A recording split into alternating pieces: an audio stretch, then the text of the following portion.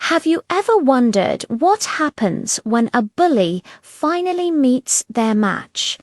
Well, in the House of Chucks, the tables had turned, and Mama Chucks was learning a lesson she never expected. This is the story of My Mother-in-Law and I, Episode 4. The battle for control in the house was swift and brutal.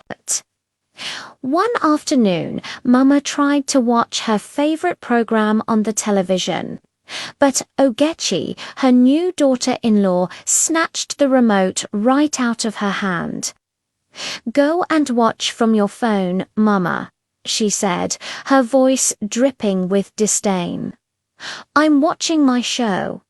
When Mama started to protest, Ogechi's eyes turned cold. "If you talk too much," she threatened, "I'll tell your son you shouted at me again." Let's see who he'll believe. Mama froze. The threat hung in the air, a stark reminder of her powerlessness. You see, Ogechi was a master of deception.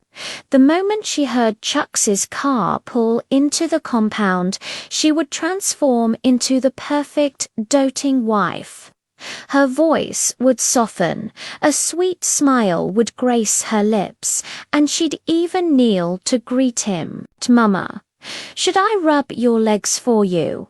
she would ask sweetly. "Mama, please have some fruit before dinner." Chucks would look at his wife, his heart swelling with pride. "See how my wife takes care of you," he'd say to his mother. "Mama, you are so lucky." And what could Mama do? She would just nod, the truth trapped in her throat, a bitter pill she was forced to swallow. The cruelty became more calculated. Ogechi started locking the kitchen door whenever she cooked. If Mama dared to ask for food, Ogechi would feign concern. "Mama, I already served you earlier. Don't overeat, it's not good for your age." Other times, she would purposely cook just enough for herself and Chucks.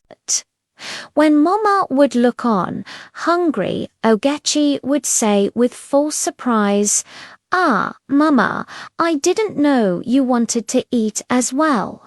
I thought you already had your gari." But as soon as Chucks walked through the door, Ogechi's performance would begin. "Mama, please come and eat first."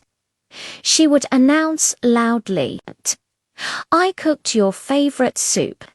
Mama would just stare, her body trembling with a mixture of anger and fear, but she remained silent. She had tried to speak up once. She pulled Chucks aside and attempted to explain what was happening, but her son just sighed, a weary look on his face. "Mama, this is the same thing you said about Njozi and Amaka," he replied, referencing his previous partners. "Maybe you are the difficult one, Mama." His words were like a dagger to her heart. He didn't believe her. He wouldn't believe her. That night, she lay in her bed, her pillow soaked with tears as she whispered prayers into the darkness. "God, if this is my punishment, please forgive me," she cried softly. "I have seen my match. I have finally met my own." The days that followed were eerily quiet. Mama Chucks, the once vibrant and commanding woman of the house, had changed. She stopped arguing. She barely ate. She rarely left her room. The woman who used to fill the compound with her boisterous voice now spent her days just staring out the window. A silent observer in her own home, Ogechi had won. The victory was total and absolute. One evening, Chucks was relaxing in the parlor, watching television, when he noticed something unsettling. His mother was sitting in her usual corner, but she wasn't watching the screen. She was just staring into space, her expression vacant. She looked frail, weaker than he had ever seen her.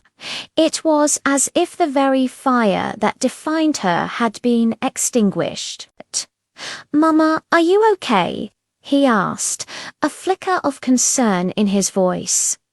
She managed a faint smile. "I'm fine, my son." But her eyes told a different story.